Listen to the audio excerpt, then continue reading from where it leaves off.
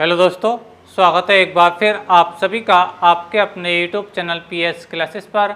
तो दोस्तों, जैसा कि आप लोग जानते हैं कि हम पढ़ रहे थे गाउस के नियम के अनुप्रयोग। दोस्तों, आपको बताते चलें कि हमने आपको गाउस के नियम के 3 अनुप्रयोग अभी तक आपको पढ़ा दिए हैं। तो आज के इस वीडियो लेक्चर में हम पढ़ेंगे गाउस के नियम का चौथा अनुप्रयोग। और ये जो बेटा आज का जो टॉपिक आपका रहेगा, अर्थात गाउस के नियम का जो चौथा अनुप्रयोग रहेगा, इसका नाम है गाउस की प्रमेय की सहायता से या गाउस के नियम की सहायता से कूलाम के नियम की उत्पत्ति। अर्थात आपको क्वेश्चन आपको अगर एग्जाम में आएगा बेटा, ठीक है, तो क्वेश्चन आपसे पूछा जाएगा कि गाउस के नियम की सहायता से या गाउस की प्रमेय की सहायता से कूलाम के नियम की उत्पत्ति कीजिए। और एक बात और मैं आपको बताना चाहूँगा बेटा कि ये जो क्वेश्चन मैं आपको करा रहा हूँ स्टूडेंट, ठीक है, यानी गाउस की प्रमेय की सहायता से कूलाम के नियम की उत्पत्ति, ये क्वेश्चन बेटा आपकी बोर्ड परीक्षाओं के लिए बेटा बहुत ही वेरी मोस्ट इंपॉर्टेंट टॉपिक माना जाता है। ये क्वेश्चन आपसे लॉन्ग क्वेश्चन के रूप में 5 नंबर में पूछा जाता है, ठीक है। तो याद रखें बेटा, वीडियो लेक्चर को पूरा देखें, ध्यान से देखें बेटा, 5 नंबर पक्के आज ही आपके 100% हो जाएंगे। ये मेरा आपसे वादा है। अब आप ये मेरे हाथ में ये बॉल देख पा रहे होंगे बेटा, और ये इस बॉल को बेटा मैं इसीलिए लेकर के आया हूँ बेटा कि ये टॉपिक आपको अच्छे से समझ में आ सके। आज मैं इस बॉल से एक एक्सपेरिमेंट करके आपको दिखाऊंगा बेटा क्यों गोलीय पृष्ठों पर वैद्युत क्षेत्र E और क्षेत्रफल सदिश DA यानी वेक्टर DA क्यों एक ही दिशा में होते हैं। यानी आज के वीडियो लेक्चर में इस टॉपिक के साथ साथ बेटा मैं आज आपको एक एक्सपेरिमेंट यानी एक आपको प्रैक्टिकल भी दिखाऊंगा। इस प्रैक्टिकल में आपको बताऊंगा क्यों गोलीय पृष्ठों पर वैद्युत क्षेत्र E और क्षेत्रफल सदिश वेक्टर DA एक ही दिशा में होते हैं। बात समझ में आ रही है? तो देखिए, पहले आपको टॉपिक को समझते हैं और जब इसकी आवश्यकता पड़ेगी बेटा, ठीक है, और इससे संबंधित अभी जो प्रयोग है आपको मैं अभी आपके स्क्रीन पर आपको दिखाने वाला हूँ, ठीक है। तो थोड़ा वेट करते हैं, पहले टॉपिक को समझते हैं। इस टॉपिक से ही संबंधित ये एक्सपेरिमेंट रहेगा स्टूडेंट, ठीक है। तो लेकिन पहले टॉपिक को वहाँ तक बढ़ाते हैं जहाँ तक इसकी आवश्यकता होती है। जब इसकी आवश्यकता होगी तब मैं आपको समझाऊंगा। चलिए देखते हैं आगे। तो स्टूडेंट देखिए, जैसे कि आप स्क्रीन पर देख रहे होंगे, देखिए क्या है, गाउस के प्रमेय का अनुप्रयोग, और अनुप्रयोग नंबर कौन सा? 4, ठीक है। मैं आपको बता चुका 3 अनुप्रयोग मैंने आप लोगों को पहले ही पढ़ा दिए स्टूडेंट, ठीक है। और आज का हमारा विषय क्या है? गाउस के नियम से कूलाम के नियम की उत्पत्ति। गाउस के नियम से या गाउस की प्रमेय से कूलाम के नियम की उत्पत्ति।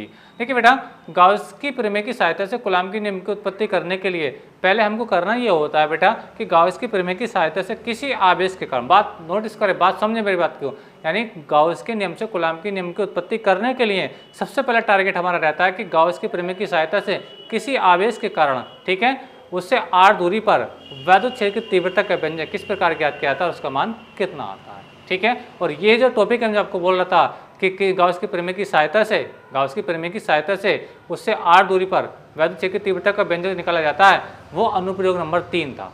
यानी इससे जस्ट पिछला वीडियो लेक्चर जो था बेटा, वो आज के वीडियो लेक्चर से बिल्कुल रिलेट करता हुआ रहेगा। तो जिन लोगों ने मेरा पिछले वीडियो लेक्चर देखा है तो उनको तो बिल्कुल आज बिल्कुल 100% क्लियर हो जाएगा कि किस प्रकार गाउस के नियम की सहायता से कूलाम का नियम प्राप्त किया जाता है। तो जिन लोगों ने मेरा पिछले वीडियो लेक्चर नहीं देखा बेटा, इस टॉपिक को और मक्खन बनाने के लिए बेटा मेरा पिछले वीडियो लेक्चर जरूर देखें स्टूडेंट, ठीक है। तो चलिए शुरू करते हैं वीडियो लेक्चर को। तो जैसा कि मैं आपको बता रहा था कि गाउस की प्रमेय की सहायता से कूलाम के नियम की उत्पत्ति करने के लिए, ठीक है, हमें करना होता है कि गाउस की प्रमेय की सहायता से, ठीक है, किसी बिंदु आवेश Q के कारण, ठीक है, उससे r दूरी पर वैद्युत क्षेत्र की तीव्रता का व्यंजक निकालना होता है, ठीक है। अब एक बात तो ये, दूसरी बात ये है कि गाउस की प्रमेय कहाँ पे अप्लाई होती है। मैं आपको हमेशा बताता आता हूँ बेटा कि गाउस की प्रमेय हमेशा बंद पृष्ठों पर लागू की जाती है।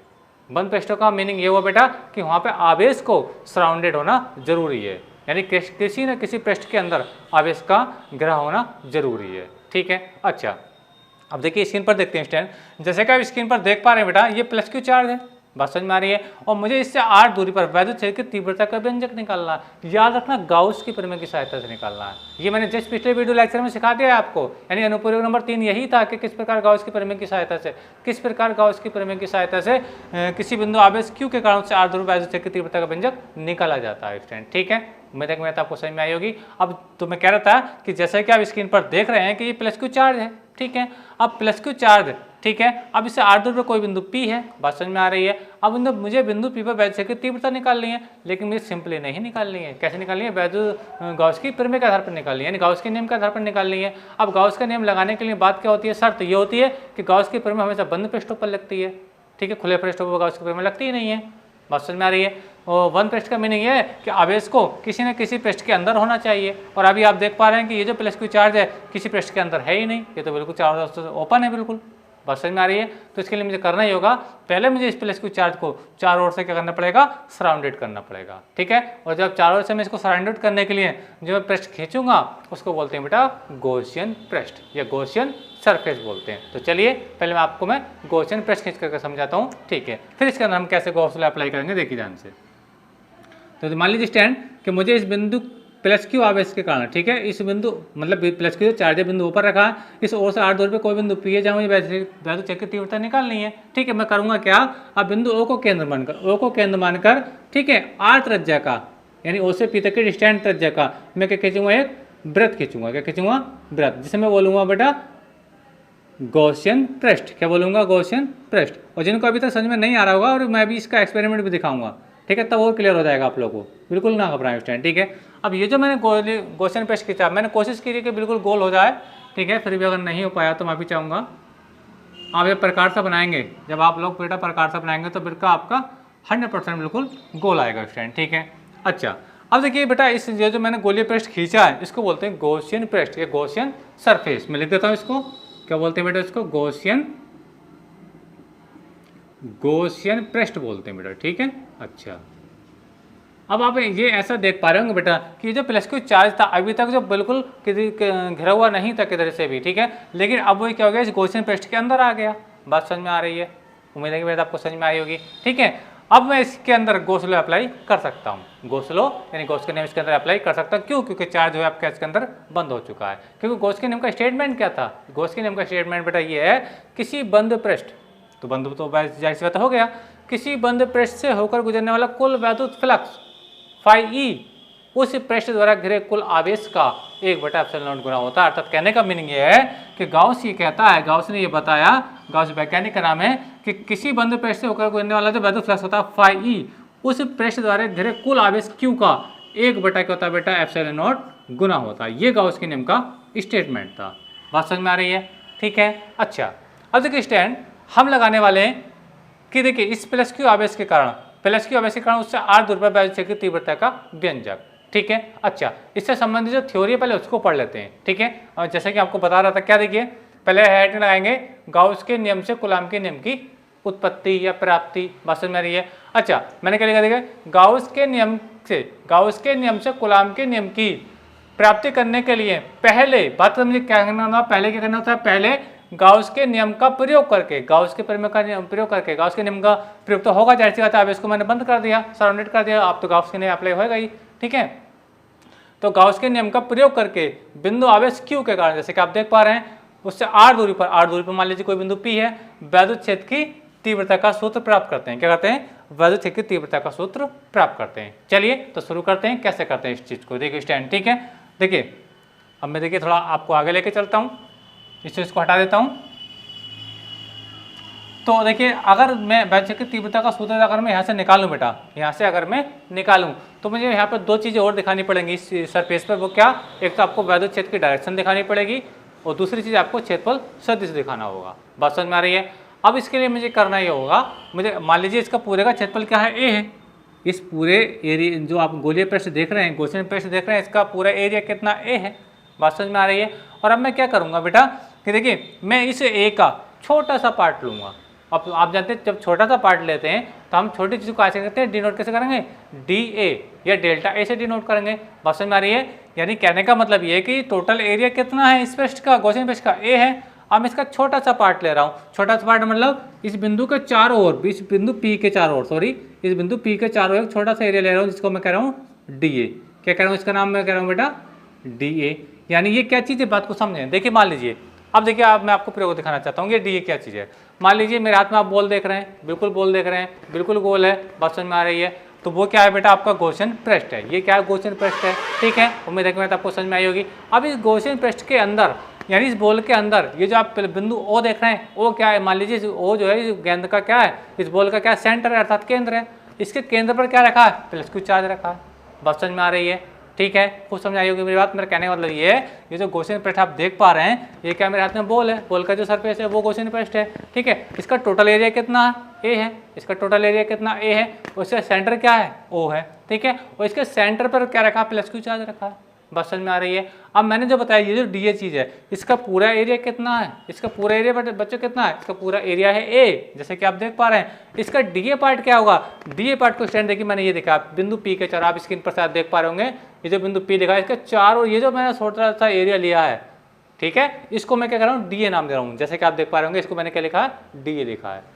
बात समझ में आ रही है, क्योंकि 3D स्ट्रक्चर है बेटा, 3D स्ट्रक्चर बेटा बोर्ड पे बन नहीं सकता, बोर्ड से बाहर को कैसे निकल कर बन जाएगा व्रत। बात समझ में आ रही है, तो इसको हम कैसे दिखाते हैं, ऐसा दिखाते हैं। बात समझ में आ रही है, यानी टोटल एरिया कितना है आपका ए है और इसी का छोटा सा पार्ट क्या है बेटा डी ए है। बात समझ में आ रही है, उम्मीद है कि आपको समझ में आई होगी। और ये जो डी ए बिंदु पी के चारों ओर है। बात समझ में आ रही है, तो पहले मैं ये देखूंगा कि इस छोटे से डी ए से, इस छोटे से डी ए से, इतने से पार्ट से कितना वैद्युत फ्लक्स गुजरेगा। वैद्युत फ्लक्स का मतलब क्या होता है कि इस छोटे से एरिया से कितनी वैद्युत फ्लक्स रेखाएं वो यानी वैद्युत बल रेखाएं निकलेंगी। क्योंकि वैद्युत फ्लक्स होता क्या है, जिन लोगों ने मेरा वैद्युत फ्लक्स वाला वीडियो लेक्चर देखा उनको तो समझ में आ जाएगा, लेकिन जिन्होंने नहीं देखा मैं फिर बता देता हूँ वैद्युत फ्लक्स होता क्या है। मान लीजिए ये प्लस क्यू चार्ज है, ठीक है, ये प्लस क्यू चार्ज स्टैंड, ठीक है। मान लीजिए अब देखिए प्लस क्यू चार्ज की क्वालिटी होती है कि उससे वैद्युत बल रेखा निकलती है, क्या निकलती है बेटा वैद्युत बल रेखा निकलती है, ठीक है। और माइनस क्यू चार्ज के अंदर क्या होती है वो एंट्री करती है।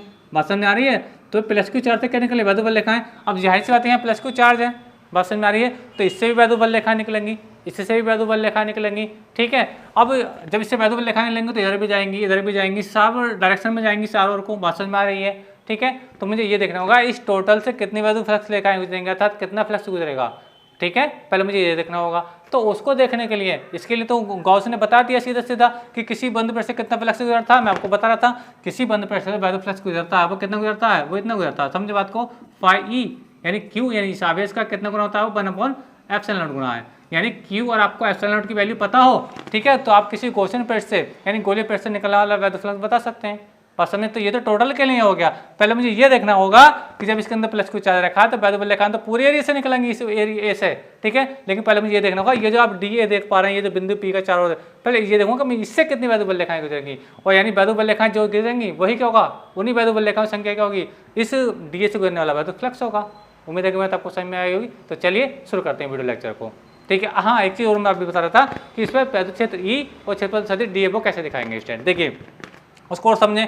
देखिए प्लस क्यू चार्ज है, प्लस क्यू चार्ज है, अगर आपका प्लस क्यू चार्ज है, मान लीजिए प्लस क्यू चार्ज यहाँ पे मैंने यहाँ पे लिख दिया।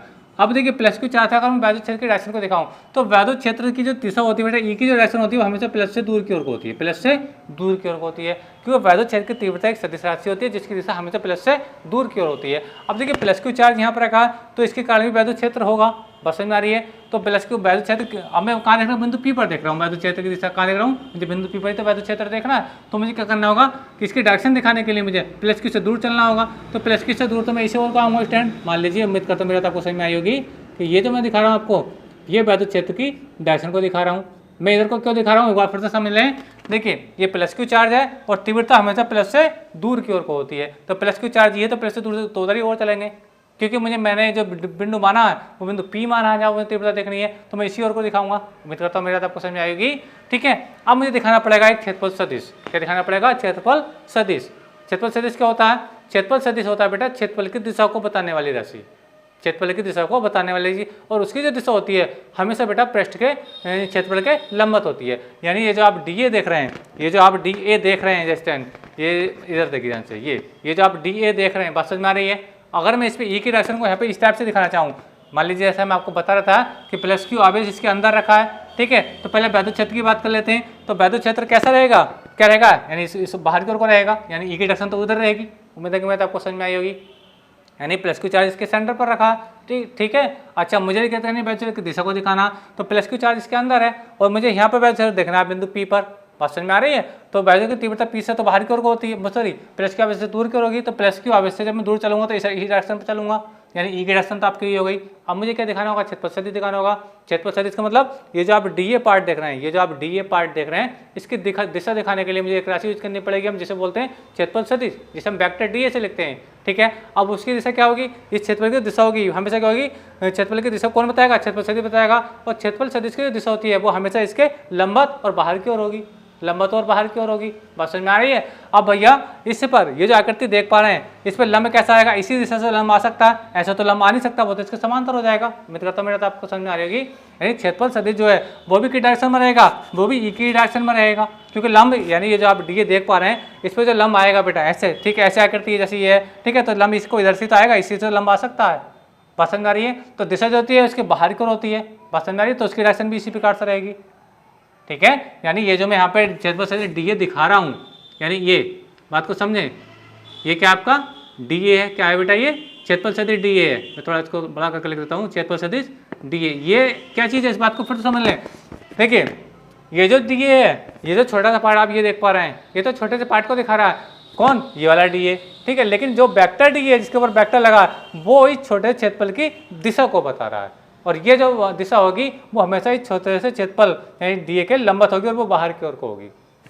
तो इस कंडीशन में क्या होगा, ई और डी दोनों क्या होंगे, बाहर की ओर को होंगे, इसलिए इनके बीच का जो एंगल होगा वो कितना होगा बेटा, वो 0 होगा। उम्मीद करता हूँ मेरे तो आपको समझ में आ चुकी होगी स्टूडेंट, ठीक है। तो चलिए अब लगाते हैं आगे की बातें स्टूडेंट, तो चलिए देखते हैं।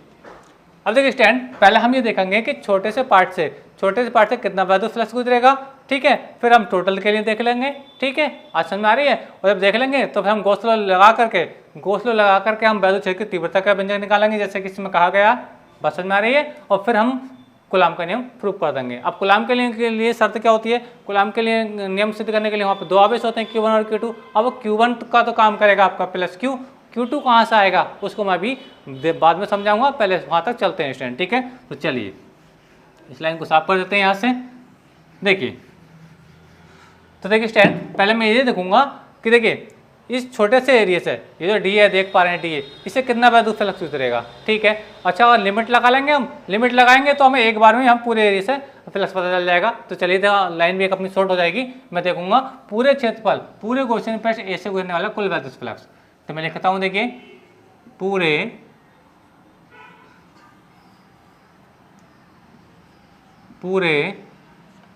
क्षेत्रफल, ये गॉसियन पृष्ठ कह दीजिए, गॉसियन पृष्ठ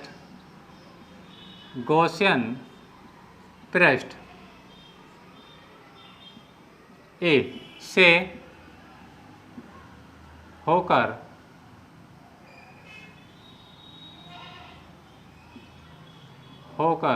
गुजरने वाला कुल वैद्युत फ्लक्स, होकर गुजरने वाला कुल वैद्युत फ्लक्स कैसे देखेंगे, देखिए ध्यान से। मैं देख रहा हूँ पूरे एरिया से, ठीक है, एक मैं थोड़ा इसको शॉर्ट कर रहा हूँ सवाल को, ठीक है, ज़्यादा वीडियो लेंथी भी नहीं होगा, आपको अच्छे समझ में आ जाएगा, ठीक है। तो देखिए क्या निकालेंगे, फाई ई, तो phi E is equal to हो जाएगा स्टैंड, क्या हो जाएगा, क्या होता है, देखिए ई डॉट डी ए, क्या होता है, ई डॉट डी ए होता है, जो आपको काफ़ी दिनों से पढ़ाता चला रहा हूँ, ठीक है। अच्छा, अब मुझे क्या निकालना, पूरे एरिया से निकालना है, पूरे एरिया से निकालना है, तो पूरे एरिया के निकालने के लिए मैं लिमिट लगाऊंगा, क्या लगाऊंगा, लिमिट किस पे लगाऊंगा, ए पर। बस समझ आ रही है, ये जो एरिया, अब मुझे जब मैं लिमिट लगा दूंगा इसका मतलब क्या, मैं देख रहा हूँ पूरे एरिया से कितना वैद्युत फ्लक्स गुजरेगा। बात समझ में आ रही है। अच्छा, अब ये देख पा रहे होंगे, ये बिल्कुल गोल है, ये बिल्कुल क्या है, गोल है, जैसे कि आप देख पा रहे होंगे कि ये क्या बिल्कुल गोल है स्टैंड, ठीक है। अब गोल जब आकृति होती है बेटा तो इसकी लगाते हैं हम गोलीय समाकलन के, लगाते हैं यहाँ पे गोला बना देते हैं, ठीक है। उम्मीद करता हूँ मेरा तो आपको समझ में आई होगी स्टैंड, ठीक है। यानी जो एरिया है वो कैसा आपका बिल्कुल गोल है। चलिए आज को आगे सोल्व करते हैं। तो phi E is equal to आएगा स्टैंड आप लोगों के पास सरफेस गोलीय इंटीग्रेशन यानी गोलीय समाकलन ए, और ई डॉट डी ए का मतलब क्या होता है, ई डी कोस थीटा, क्या होता है, E D A cos theta, E D A cos theta होता है। अब देखिए बेटा इस ई के वेक्टर ई और वेक्टर डी के बीच में एंगल कितना है, कितना, देखो ई और डी के बीच में एंगल कितना है, 0, क्योंकि दोनों एक ही डायरेक्शन में है। बात समझ में आ रही है। मैं थीटा के लिए कितने लिख सकते हैं बेटा, 0 लिख सकते हैं। उम्मीद है कि मैं तो आपको समझ में आई होगी। चलिए आगे सोल्व करते हैं। तो phi E is equal to हो जाएगा स्टैंड स्फेरिकल इंटीग्रेशन यानी गोलीय समाकलन ए, और ये हो जाएगा ई और ये हो जाएगा डी ए, और कोस 0 का मान कितना होता है बेटा, 1 होता है, ठीक है। बात समझ में आ रही है आप लोगों को। चलिए आगे क्या करते हैं, देखिए phi E is equal to हो जाएगा स्टैंड, यहाँ से ई को बाहर निकाल दीजिए। अब ई को मैंने बाहर क्यों निकाल दिया इसको बता रहा हूँ। ई क्या है, कांस्टेंट है। अब कांस्टेंट क्यों है इस चीज़ को समझ लो। देखिए ये प्लस क्यू चार्ज है, प्लस क्यू चार्ज है, ये बिंदु क्या है, पी जो आर दूरी पर है, यानी समझ में आ रही है, इसकी त्रिज्या है, ये जो गोलीय पृष्ठ है इसकी त्रिज्या है। तो अब मैं देखिए आवेश कांस्टेंट है आपका, ठीक है, मैंने बताया कि प्रकार से बनाओगे तो बिल्कुल गोला आएगा। तो यानी तीव्रता किसी पॉइंट पर निकालो, यहाँ से यहाँ तक भी आर होगा, यहाँ से यहाँ तक भी आर होगा, किसी भी बिंदु पर आप तीव्रता निकालोगे इस बिंदु आवेश क्यू के कारण, तो उसका मान बिल्कुल बराबर ही आएगा, बिल्कुल बराबर आएगा। और वह आएगा कितना मान, आपको प्रूव भी हो जाएगा अभी, मैं आपको बता भी रहा हूँ, 1/4 epsilon not q upon r square के बराबर आएगा। यानी कहने का मतलब ये है कि देखिए इसमें क्यू भी कांस्टेंट है, बात समझ में आ रही है, क्यू का मान भी घटने वाले नहीं रहा है, ठीक है, और आपका जो आर है जो त्रिज्या वो भी कांस्टेंट है, बात समझ में आ रही है। तो यानी इस वृत्त के किसी भी बिंदु पर आप तीव्रता जब निकालोगे तो बिल्कुल समान आएगी और वो इतनी ही आएगी स्टूडेंट, ठीक है, बात समझ में आ रही है। यानी क्यू और आर का मान जब चेंज नहीं होगा तो ये का मान भी चेंज नहीं होगा, तो जब नहीं होगा तो ये क्या होगा, कांस्टेंट होगा, और कांस्टेंट होगा तो हमने इसको बाहर निकाल दिया। आई होप समझ में आ रहा होगा। अच्छा अब आगे देखते हैं। अब देखिए लिखना चाहो तो लिख सकते हो कि चूंकि ई कांस्टेंट है या नियत है स्टूडेंट, ठीक है। अच्छा अब देखिए बेटा यहाँ पे देखिए ये जो आप देख पा रहे हैं स्फेरिकल ए और डी ए, इस चीज़ को और समझो, यहाँ पे ये टर्म्स और समझ में आ गया फिर तो आपका मतलब काम हो जाएगा स्टूडेंट, ठीक है, यहाँ समझो, ठीक है। लिमिट लगी है ए पर और ये क्या है डी ए, यानी कहने का मतलब ये अगर मैं ये कहूँ जैसे कि मैं बॉल पर के एक डी ए तो मैंने आपको ये दिखाया, ठीक है, मान लीजिए यहाँ पे एक डी ए और बना दूँ, एक डी ए और बना दूँ, लाखों करोड़ों मिलियंस इस पर डी ए बना दूँ, बात समझ में आ रही है। लेकिन अगर मैं सबको इनको ऐड करूँगा, तो सबका एरिया कितना हो जाएगा, ए के बराबर हो जाएगा, बात समझ में आ रही है। बात समझ में आ गई कि नहीं आ गई, समझ में आ गई मेरी बात। और पूरा एरिया इस गोले का क्या कहलाता है, पूरा एरिया अगर ये गोला है तो उसका एरिया क्या होगा, 4πr² होगा, गोले का क्षेत्रफल क्या होता है 4πr² होता है। यानी कहने का मतलब मेरा ये बच्चों कि मैं यहाँ लिख सकता हूँ, परंतु बात को समझें, देखिए स्फेरिकल इंटीग्रेशन ए और ये क्या है डी ए बराबर क्या आपका 4πr², क्या है 4πr² हो जाएगा, ठीक है, जहाँ आर क्या है, आर है इसकी त्रिज्या, ठीक है, आर क्या है इसकी त्रिज्या, ठीक है। तो देखिए यहाँ पे कंडीशन क्या बनेगी, हो जाएगा आपका बेटा φe इजिकल टू हो जाएगा ई हो जाएगा ये। अब देखिए ये जो मैंने डॉट डॉट कराया बेटा, इसी जगह मैं क्या लिख सकता हूँ, इसी जगह लिख सकता हूँ 4πr², क्या लिख सकता हूँ 4πr² लिख सकता हूँ। चलिए आर में ये वाला बनाता हूँ ताकि आपको कन्फ्यूजन ना लगे उस टाइम, ठीक है, r², ठीक है, इसको मैं समीकरण 1 कह दूँ, इसको मैंने बोल दिया समीकरण नंबर 1। उम्मीद करता हूँ मेरे आपको समझ में आएगी, फिर से बता रहा हूँ, ये कांस्टेंट था इसलिए को मैंने बाहर निकाल दिया, और ये जो डॉट डॉट करा मैंने ये बनेगा पूरा क्षेत्रफल किसका, गोले का, क्योंकि ये क्या है गोल है बेटा, ठीक है। तो गोले का क्षेत्रफल कितना 4πr² होता है, तो इस पूरे की क्या क्या 4πr² हो गया, ठीक है। अच्छा अब लगाएंगे बेटा गॉस की प्रमेय, क्या लगाएंगे बेटा, गॉस की प्रमेय, चलिए लगाते हैं गॉस की प्रमेय, ठीक है। देखिए अब देखिए मैं यहाँ पे थोड़ा लाइन खींच देता हूँ, देखिए ये पावर है, थोड़ा मैं इसको लिख देता हूँ, ये लिखेंगे गॉस की प्रमेय से या गाउस के नियम से, गाउस के नियम से, ठीक है। क्या होता है गाउस का नियम, φe इजिकल टू होता है बेटा आपका q अपॉन q इंटू 1/ε0, ये होता है, चाहे q के बटे में लिखो तो बात एक ही होती है ना, ये गाउस का नियम है, बात समझ में आ रही है। इस q को φe is equal to q upon ε0 भी लिख सकते हैं स्टूडेंट, ठीक है। अच्छा इसको समीकरण 2 कह दीजिए, इसको समीकरण 2 कह दीजिए, बात समझ में आ रही है। अब देखिए बेटा समीकरण 1 और 2 को ध्यान से देखिए, समीकरण 1 ये है, समीकरण 2 ये है, आप देख पा रहे होंगे दोनों समीकरणों में जो आपका φe दोनों में सेम आ रहा है, φe क्या है दोनों में सेम है, ठीक है। यानी कहने का मतलब है दोनों समीकरणों की LHS बराबर है, बस बायां पक्ष बराबर है। तो मैथमेटिक्स की भाषा ये कहती है बेटा जब दो समीकरणों की LHS बराबर होती हैं यानी बाएं पक्ष बराबर होते हैं तो उनके दाएं पक्ष यानी RHS भी आपस में क्या होती हैं, बराबर होती हैं। अर्थात मैं इन चीज़ों का सामने रखकर सॉल्व कर सकता हूँ बराबर रख कर। तो लिखूंगा मैं समीकरण 1/2 से, समीकरण 1/2 से। चलिए अब एक में क्या आ रहा है, देखो फाइव को तो मैं लिखूंगा नहीं, दोनों में सेम आ रहा है, इसको लिख लीजिए क्या है ये माफ कीजिए और क्या है ये 4πr², ठीक है। अभी मैंने ये वाली समीकरण लिखी, समीकरण 1 का ये वाला RHS लिखा। अब समीकरण 2 का RHS, समीकरण 2 का RHS क्या है, q इंटू 1/ε0, ठीक है। अच्छा मुझे मान का निकालना, मुझे मान निकालना है किसका, ई का। तो ई का जब मान निकालूँ तो ई को तो अपनी जगह रोकूंगा मैं, रोक दिया। आगे चलते हैं, देखिए इस 4π को क्योंकि ये गुणा में है, काय में गुणा हो तो भाग में जाएगा, मतलब सब पूरा टर्म्स क्या आएगा अपन में जाएगा। तो इस 4π को लिखूंगा मैं ε0 के साथ, यानी कहने का मतलब है, मेरा कहने का मतलब ये है कि देखो 1/ε0 तो ये आ गया। अब ये जो 4π है इस 4π को यहाँ पे लिख दिए। चलिए मैं पहले 4π को ही लिख देता हूँ, 4π आ गया और ε0 पहले से तो भैया गया नहीं, 1/ε0 तुम्हारा ये आएगा और ये जो 4π बेटा ये आएगा। अच्छा और आगे आप देख पा रहे हो क्या रह गया आपका, क्यू रह गया, क्यू आपका बेटा ये आएगा, ठीक है, और यहाँ से क्या रह गया आर स्क्वायर रह गया। ये देखिए, तो यही वो फार्मूला है बेटा, यही जो फार्मूला है जो मैं थोड़ी देर पहले आपको लिख करके दिखा रहा था। और ये जो यहाँ तक था बेटा न्यूटन प्रति कूलम, ये क्या था, ये आपका अनुप्रयोग नंबर 3 था जो मैंने आपको कल पढ़ाया था स्टूडेंट, ठीक है। और उम्मीद करता हूँ कि आज भी आपको अच्छे समझ में आ गया होगा। तो गॉस की प्रमेय की सहायता से कूलम के नियम को सिद्ध करने के लिए पहले हमें गॉस की प्रमेय लगा करके वो किसी आवेश से उससे r दूरी पर वैद्युत क्षेत्र की तीव्रता का मान निकालना पड़ता है, जैसे कि मैंने स्क्रीन पर ये आपको पहले ही लिख दिया था स्टूडेंट, ठीक है। तो ये बात आपको अच्छे समझ में आ चुकी होगी कि किस प्रकार गॉस की प्रमेय की सहायता से, ठीक है, किसी बिंदु आवेश Q के कारण उससे r दूरी पर वैद्युत क्षेत्र की तीव्रता का व्यंजक निकाला जाता है, ठीक है। अब इससे आगे बात समझिए, इससे आगे कहानी ये है, ध्यान समझिए बेटा। अब मुझे पता चल गया कि इस बिंदु P पर क्या है, कितना वैद्युत क्षेत्र है, इतना वैद्युत क्षेत्र है, ठीक है। अब मुझे कूलम का नियम क्या कहता है, कूलम के नियम के लिए होता है क्या बेटा, उसके लिए कम से कम 2 चार्ज होते हैं। यानी आपने पढ़ा होगा कूलम के नियम में ये बात आती है कि अगर मान लीजिए एक Q1 चार्ज यहाँ है और Q2 चार्ज के मान लीजिए यहाँ पर है, बात समझ में आ रही है, ठीक है। उनकी बीच की दूरी कितनी है, r है, बात समझ में आ रही है, ठीक है। अब यहाँ पे आपको देखिए अंतर देखते हैं, फिलहाल क्या बात है, देखिए ये Q जो प्लस Q, ये तो आपका Q1 का काम करेगा। अब ये जो Q2 है वो अपने पास दूसरा चार्ज है नहीं, यानी एक चार्ज तो अपने पास है प्लस Q, ठीक है, लेकिन दूसरा चार्ज तो है नहीं। और कूलम के नियम के लिए होता है क्या है, कूलम के नियम का जो सूत्र बनता है वो बनता है F बराबर क्या बनता है 1/4 pi epsilon not 1/4 pi epsilon not Q1 और Q2 अपॉन r स्क्वायर होता है। बात समझ में आ रही है, यानी कहने का मतलब ये है कि 2 आवेश होते हैं, एक दूसरे से r दूरी पर होते हैं, 2 आवेश होंगे Q1 और Q2 एक दूसरे से r दूरी पर होंगे। तो मुझे r तो पता है, डिस्टेंस है यार, मुझे एक Q भी पता है, Q1 की जगह प्लस Q आ जाएगा, लेकिन Q2 कहाँ होगा, Q2 होगा बेटा इस बिंदु यहाँ पर, और यहाँ बिंदु कहाँ होगा, बिंदु P होगा।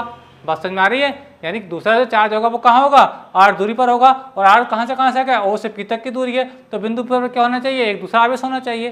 बात समझ में आ रही है मेरी, उम्मीद करता हूं मेरा आपको समझ में अच्छे से आई होगी। यानी कहने का मतलब ये है कि देखिए ध्यान से समझें एक बार, कि देखिए यहाँ पे समझ देखिए कि अगर इसके अंदर सेंटर पे एक प्लस Q चार्ज रखा है, बात समझ में आ रही है, और इसकी रेडियस जो वो कितनी r है, तो ये जो बिंदु आप P देख पा रहे हैं, ये जो बिंदु आप P देख पा रहे हैं, अगर मैं दूसरा चार्ज लिख दूँ Q0, क्या लिख दूँ बेटा, परीक्षण आवेश में रख दूँ, बात समझ में आ रही है, तो इस पर बल कार्य करेगा, क्योंकि हम जानते हैं जब किसी परीक्षण आवेश को वैद्युत क्षेत्र के भीतर रखते हैं तो उस पर एक बल कार्य करता है जिसे हम वैद्युत बल कहते हैं। उसका मान कितना था, F बराबर Q0 जो कितना था, उसका जो मान आता है वो F बराबर किसके बराबर आता है, F बराबर EQ के बराबर आता है, या EQ0 के बराबर आता है। बात समझ में आ रही है, यानी क्या Q0 पहले लिख लो चाहे E पहले लिख लो, कोई दिक्कत नहीं है, लेकिन इतना बल काम कार्य करेगा।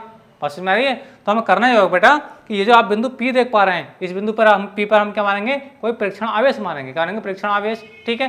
तो यहाँ पे मान लीजिए कह देता हूँ मैं कि ये जो बिंदु आप P देख पा रहे हैं, यहाँ पे क्या कोई परीक्षण आवेश Q0 स्थित है, क्या है बेटा, Q0 है, ठीक है। अब देखिए एक चार्ज ये हो गया प्लस Q, दूसरा क्या हो गया Q0, तो 2 आवेश हो गए, तो 2 आवेशों के लिए बात हो जाएगी, और इनके बीच की दूरी मुझे पता है, तो बीच की दूरी मुझे पता R है। बात समझ में आ रही है, तो इस बात को लेकर मुझे लिख के दिखाना पड़ेगा। चलिए लिख के दिखाता हूँ कैसे लिखते हैं चीज़ को।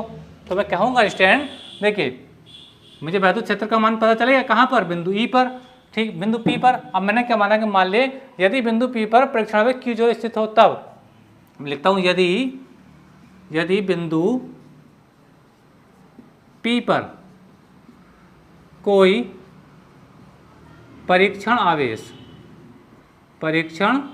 आवेश टेस्ट चार्ज Q0, ठीक है, Q0 यानी Q0 स्थित हो, क्या हो बेटा, स्थित हो, तब परीक्षण आवेश यानी Q0 पर लगने वाला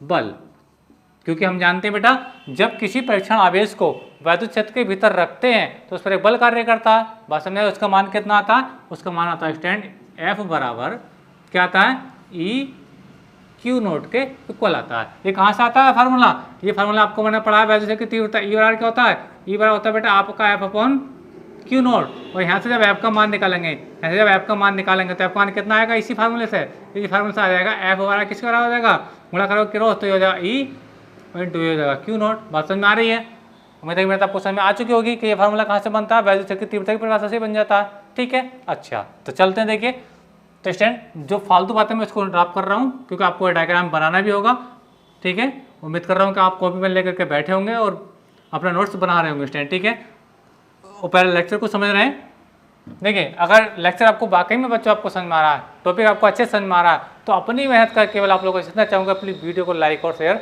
जरूर कर दें बेटा। और आप इसी प्रकार से A to Z 12th class की फिजिक्स पढ़ना चाहते हैं, ठीक है, इस प्रकार के एक्सपेरिमेंट देखना चाहते हैं, तो आप लोगों से मेरा विशेष रिक्वेस्ट ये है कि इसी प्रकार से पढ़ाऊंगा, total A to Z notes बना करके पढ़ाऊंगा स्टूडेंट, ठीक है, यानी आपको नोट्स बनाने में कहीं कोई प्रॉब्लम नहीं आएगी। उसके लिए आपको हमारे चैनल को सब्सक्राइब करना होगा और बेल आइकन का बटन दबाना होगा कि जैसे जैसे वीडियो आए उसका नोटिफिकेशन आप लोगों को सबसे पहले पहुंचे स्टूडेंट, ठीक है। तो चलिए, तो देखिए हमने कहा यदि बिंदु P पर कोई परीक्षण आवेश Q0 स्थित हो, ठीक है, तब परीक्षण आवेश Q0 पर लगने वाला बल वो कितना होता है, इतना होता है, ठीक है। अब देखिए, अब मुझे E का मान तो पता है, E का मान रख दीजिए यहाँ पे, हो गया सवाल अपना। मैं चलिए यहाँ पे लिख देता हूँ, यहाँ पे कर लेते हैं, चलिए चलो यहाँ पे शायद स्क्रीन पर आपको देख पाएंगे नहीं देख पाएंगे, मैं यहाँ पे लिख देता हूँ, ठीक है, इस टाइप से यहाँ पे समझिए। देखिए F ये आ गया, समझ होंगे मेरी बात। अब ये E क्या है, E क्या, देखिए E का मान है कि E क्या है, देखिए मैं लिख देता हूँ, E का मान क्या, 1/4πε0 Q/r²। क्या देखिए मैं थोड़ा उसको नीचे से लिखता हूँ ताकि आपको दिक्कत ना लगे। E इक्वल टू क्या है, F का मान E क्या है, E देखो ये वैल्यू आएगी, क्या आएगी, लगाइए 1/4πε0, ठीक है। अच्छा ये क्या है, Q0, और हाँ भी इससे आगे बात है Q/r², क्या आएगी Q/r², ठीक है, r² आ गया। अब ये E का मान आ गया, लेकिन अभी क्या Q0 भी है, तो Q0 को भी तो यहीं लिखना पड़ेगा आपको, Q0 को भी तो यहीं लिखना पड़ेगा, बात समझ में आ रही है। तो अभी आप देख पा रहे हैं या फिजिकल टू क्या 1/4πε0 Q1 Q2/r² का एग्जाम उसके जैसा हो रहा है, उसके तुल्य बन गया, Q बन जाएगा, Q आ रहा है यानी प्लस Q है, Q2 ये क्या रहा है, Q0 आ रहा है, और बीच में डिस्टेंस r² भी आ रही है। यानी इसको मैं अच्छी तरीके से दिखाना चाहूँ तो इसको कैसे लिख सकता हूँ, इसको मैं लिख सकता हूँ Q और ये Q0/r², ठीक है स्टूडेंट, समझ में आ रही होगी मेरी बात आप लोगों को। तो यही आप देख पा रहे होंगे, कूलाम के नियम के जैसा फार्मूला लग रहा है आपको, बात समझ में आ रही है, यही तो कूलाम का नियम कहता है, ठीक है, न्यूटन। उम्मीद करता हूँ मेरी बात आपको समझ में आई होगी। तो देखिए बेटा, ये वो आर्टिकल है बेटा जो आपसे 5 नंबर में बोर्ड एग्जाम में पूछा जाता है। उम्मीद करता हूँ कि इसका पूरा कॉन्सेप्ट आपको अच्छे तरीके से क्लियर हो गया होगा, किस प्रकार गाउस के नियम की सहायता से, ठीक है, कूलाम के नियम की उत्पत्ति की जाती है स्टूडेंट, ठीक है। तो वीडियो आपको अच्छा लगा तो वीडियो लेक्चर बेटा आप लोगों से मेरा विशेष रिक्वेस्ट यही है कि वीडियो को लाइक और शेयर जरूर करें बेटा। और इसी प्रकार से 12th क्लास की फिजिक्स पढ़ना चाहते हैं बेटा, तो आज ही हमारे चैनल को सब्सक्राइब कर लीजिए स्टूडेंट, ठीक है। तो वीडियो अच्छा लगा हो तो वीडियो को लाइक और शेयर जरूर कर दें, मैं बार बार कह रहा हूँ बेटा। और अब आप इसका स्क्रीनशॉट लेकर के अपना नोट्स बना लीजिए बेटा, याद रखना बहुत ही इंपॉर्टेंट क्वेश्चन बेटा आप एग्जाम के लिए। मिलेंगे अगले वीडियो में, तब तक के लिए धन्यवाद।